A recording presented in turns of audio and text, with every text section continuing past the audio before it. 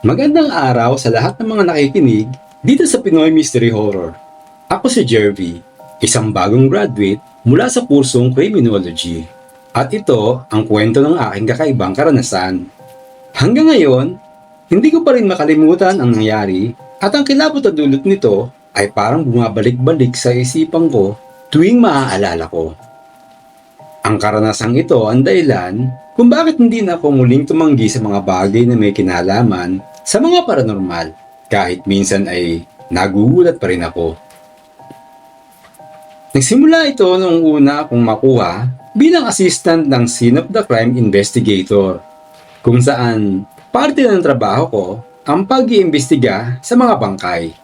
Bilang bago sa trabaho, syempre may halong kaba at excitement. Isang gabi, inutusan ako ng supervisor ko na maghatid ng bangkay sa morgue matapos ang isang kaso ng pamamaril. Wala akong kamuwang-muwang na ang gabing iyon ay magbabago ng buhay ko. Sumakay ako ng van kasama ang bangkay, isang lalaking walang pagkakakilanlan. Ang alam lang namin ay isa siyang biktima ng hold-up at napatay sa pamamaril. Habang tinatahak namin ang kalsada papunta sa ospital, ramdam ko ang bigat ng sitwasyon.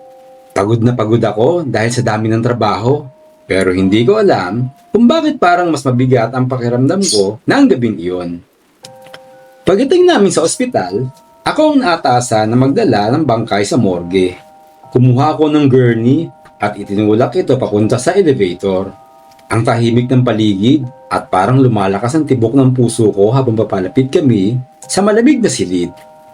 Habang nasa elevator, naramdaman ko na parang may sumusunod sa akin, pero pilit kong binabaliwala iyon. Paglabas ko ng elevator, naandun na ang morgue. Sa labas pa lang, ramdam ko na yung kilabot.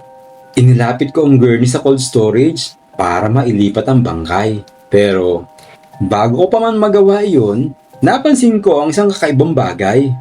Ang katawan ng bangkay ay nanatiling malambot sa kabila ng 2 oras na itong patay. Naramdaman kong parang biglang bumigat ang katawan ng buhati namin. Pagtingin ko sa bangkay, hindi ko alam kung bakit parang nakamulat ito ng bahagya. Nakatingin siya sa akin. Kahit hindi tuluyang nakabukas ang kanyang mga mata. Bigla akong nakarinig ng mahinang boses. Hindi ko mawari kung saan galing. Pero malinaw ang sinasabi. Tulong! Tumigil ako. Hindi makagalaw. Sa gilid ng mga mata ko, may nakita akong anino pero nung tumingin ako ng diretsyo, wala naman. Sinubukan ko magpatuloy pero hindi ko maialis ang boses na narinig ko sa utak ko. Nang umalis na ang kasamahan ko, biglang lumitaw ang imahe ng lalaki sa harapan ko. Ang bangkay na dala ko. Nakatingin siya sa akin at itinuturo ang kanyang paa kung saan nakasulat ang kanyang pangalan sa toe tag. Carlos, walang kamag-anak. Pero hindi natatapos doon. Tumango siya at may binanggit na numero ng telepono. Hindi ko maipaliwanag, pero parang otomatikong isinulat ko yung numero. Kinabukasan, inimbestigahan namin ang contact number na nakuha ko mula sa bangkay.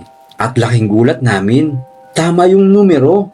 Tinawagan namin ito at nalamang pamilya nga ng biktima ang nasa kabilang linya. Ayon sa kanila, kagabi pa nila hinahanap si Carlos. Nagbigay kami ng detalye at halos hindi sila makapaniwala.